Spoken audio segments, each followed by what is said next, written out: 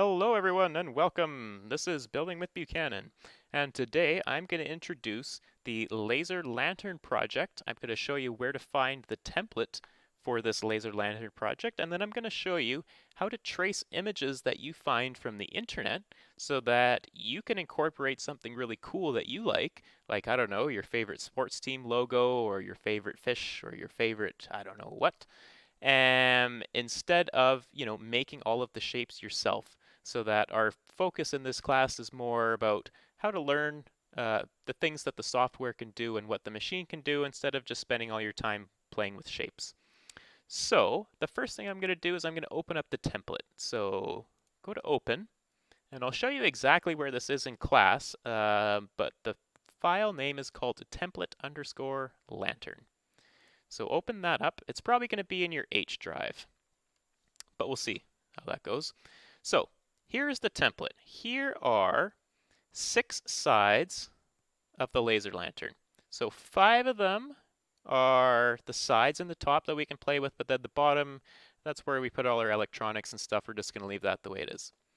Now, you don't really want to go playing around with these shapes, because if you move this around somewhere, like if you move it just right here, then what's going to happen? The laser's going to come along, it's going to cut this shape out, and then it's going to cut this one out, and then these two pieces won't fit together. So that whole thing would be ruined. So just make sure you don't touch these. Okay, so once you have the template up, the next thing to do is let's go find some pictures. So I just did a quick Google search here, and my first picture, I'm going to put a tree on there. Now, remember how the laser really only understands 3 colors? It understands black, blue, and red. So if we want to put like a tree picture in there with a bunch of greens and other stuff like that, it doesn't really know what to do. It just thinks it's gray, and you basically just end up with a lasered square with a bit of a faint tree outline. It doesn't look very good.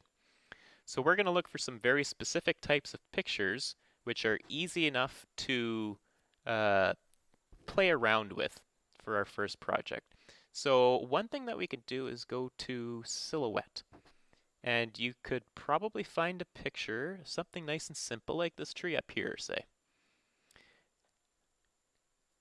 One thing to keep in mind is if we picked this tree, like you see how it has all of these lines everywhere, well, the laser needs to follow whatever lines the human tells it to follow. So if we give it this tree to laser out, it's going to be there for days, cutting out all these little holes of all the leaves and everything.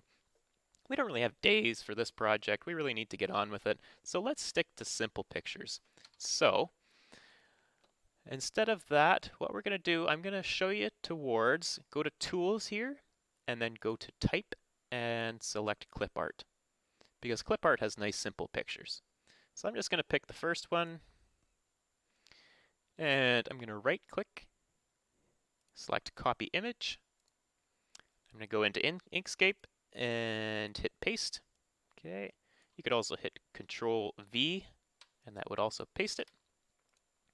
So let's put this over here in our first box, zoom in a bit. All right, so, well, it's green and brown. So how is green and brown going to laser? Not very good. It's basically just going to be gray, and we don't want that. What we really want is to have the light shining through this laser, so we need to get this shape cut out. Now, one option is that we can like trace the outside of the shape by hand, but there's definitely a better way. So select the image, go to Path, and select this one here, Trace Bitmap. So basically what Trace Bitmap does is it traces around the outside of the image, and anything that's sort of like black enough, it's going to say, okay, here's a like stamped black copy of what your image is.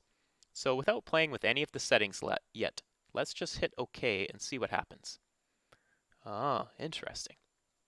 So the computer program that's running this has basically said some of the pixels in this tree are dark enough that we're going to call them black, and then some of them aren't dark enough, and we'll just call that white. So the shape that came out of it is this shape here. That's pretty ugly. Let's just get rid of that. That's not what I wanted. So let's play with the settings. Brightness cutoff threshold is the one you're looking for. So let's change that to, well, let's try 0.3. What happens? Well, nothing, because you need to select the image and then hit OK, and then something happens. Okay.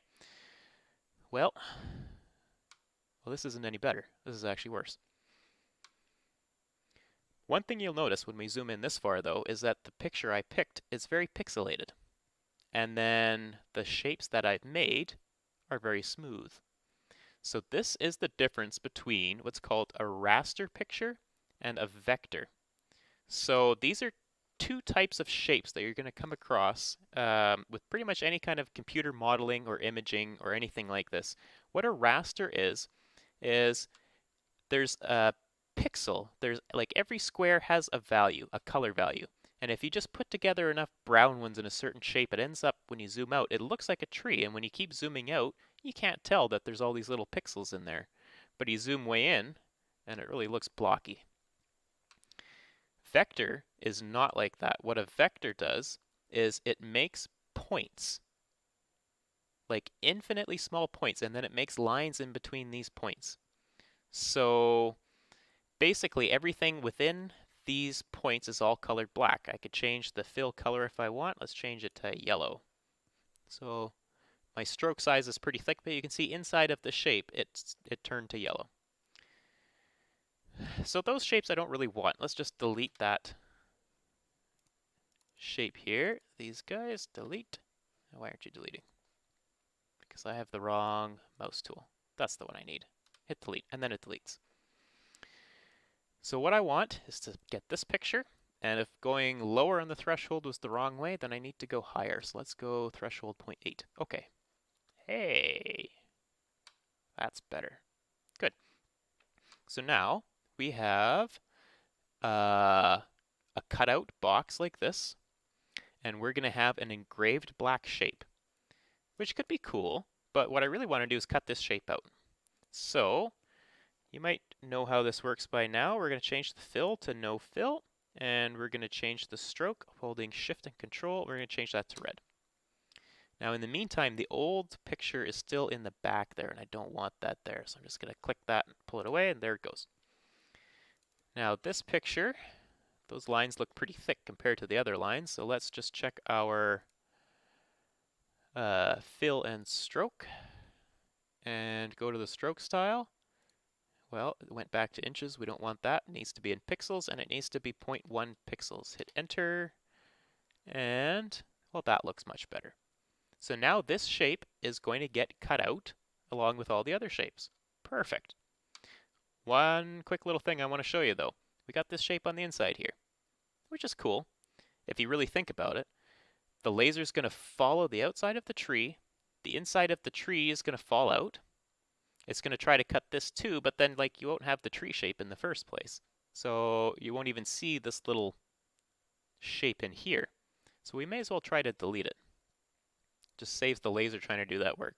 Click and click and click and can't really select it. The problem is this whole picture is grouped together. You can select individual nodes. If you really want to start playing with them, you can click and drag them. You can delete individual nodes, and then the computer program, well, it kind of fills in the shape in between what exists.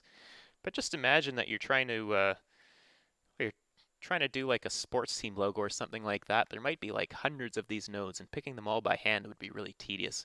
So there's bound to be a better way. So go to Path, and we're going to pick this tool here called Break Apart. Basically what that does is the whole outside line has now become its own shape, and this inside line here has become its own shape. So I just want to select that and hit delete. Why won't you delete? There we go. And there we go. Now, for a picture like this, it's probably not a huge deal, but, well, what if we wanted to play around a bit? What if maybe I wanted to engrave the tree, but I wanted to leave that little hole, and that's the hole I wanted to cut out. So maybe instead of a tree, you want to do like a car, and you want to engrave the shape of the car, but then just cut out the headlights so that the headlights are shining at you. That would be cool. Or maybe like a laptop, and all of the buttons are engraved on, but then the screen of the laptop is actually shining back at you? Well, we would take this whole shape and we would fill it black. The stroke would need to have no stroke. This shape would need to have the red stroke and either a white or a no fill. If it's no fill, then it might engrave anyway, so just do white like that. And then there we go. So the tree will be engraved and this hole will be cut out. It doesn't look like much on a little project like this, but I'm sure a whole class of you are going to come up with way more creative ways to do this than I possibly can. So I'm going to leave this video off here, and let's see what you guys can come up with, because I know that there's a whole bunch of creative people out there, and I know we're going to see some cool projects. So I'll see you next time.